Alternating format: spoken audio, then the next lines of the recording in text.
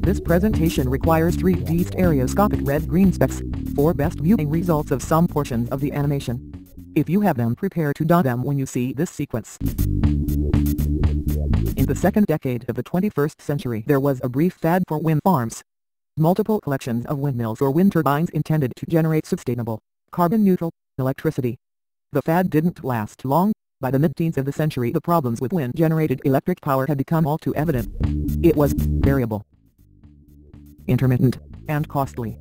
It rapidly fell out of favor, and many turbines were analyzed for parts or just degraded with neglect.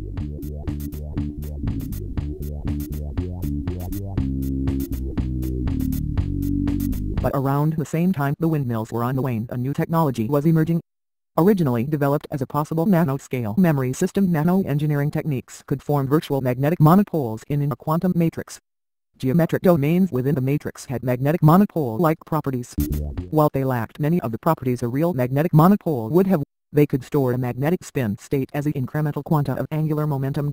At first this was envisioned as a means of storing data, but as development continued it was realized that the actual angular momentum could be stored, and with very high efficiency, by combining something like a magnetic torque converter, often known as a turboencabulator, with a matrix of virtual monopoles which could store the rotational energy. A device that behaved like a wind-up clockwork or elastic twist store.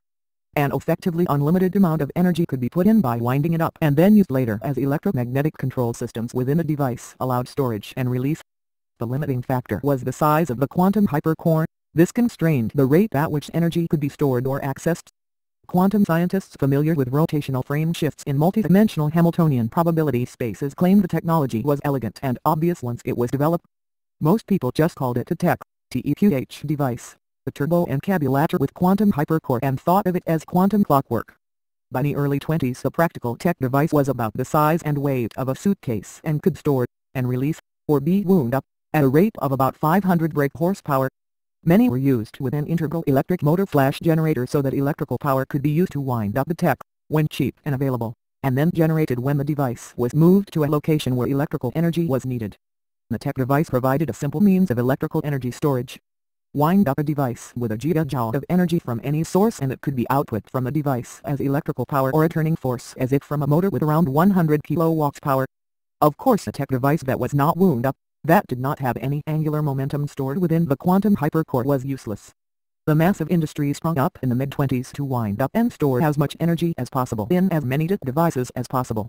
Novel means of generating rotation were developed. A well-charged device could provide motive power for a car or other transport for the life of the vehicle if sufficient energy had been stored. And this is what led to the renaissance of the windmill. Wind farms of turbines were renovated around the country to wind up and provide well-charged teqh devices. Such was the convenience and demand for these devices with a good rotational charge stored within them, that it became commonplace to add wind turbines wherever they could be installed, with access to replace and retrieve the teqh device when sufficiently wound up. Although it was essentially a storage method, provided a cheap, clean and convenient power source for most of the general needs of society, and the recently abandoned windmills of the early teens made a dramatic resurgence, becoming a common part of any skyline.